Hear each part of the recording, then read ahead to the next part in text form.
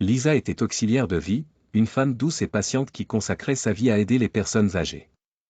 Quand elle fut envoyée chez M. Bernard, un vieil homme riche et aigri, elle ne s'attendait pas à vivre un enfer. Dès son premier jour, Bernard lui parla avec mépris, « T'es là pour me servir, pas pour parler. » Il jetait son assiette par terre, critiquait tout ce qu'elle faisait, et refusait son aide, préférant tomber plutôt que d'accepter sa main tendue. Malgré tout, Lisa restait calme et professionnelle. Elle savait que la solitude pouvait rendre les gens amers.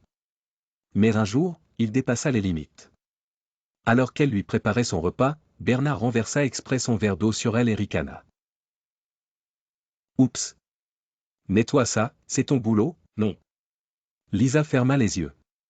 Elle avait supporté chaque insulte, chaque humiliation, mais cette fois, c'était fini.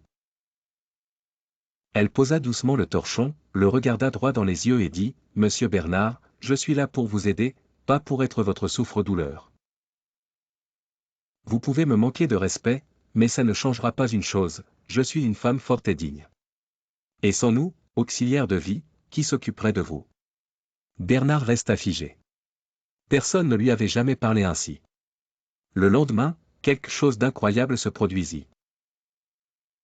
Pour la première fois, Bernard lui adressa un « bonjour ».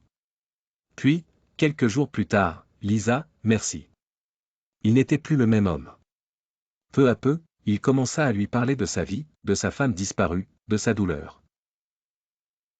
Et Lisa comprit, il n'avait jamais eu besoin d'une servante, mais d'une présence humaine.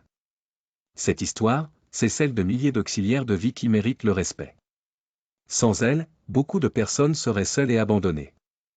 Respectons et remercions ces héros de l'ombre.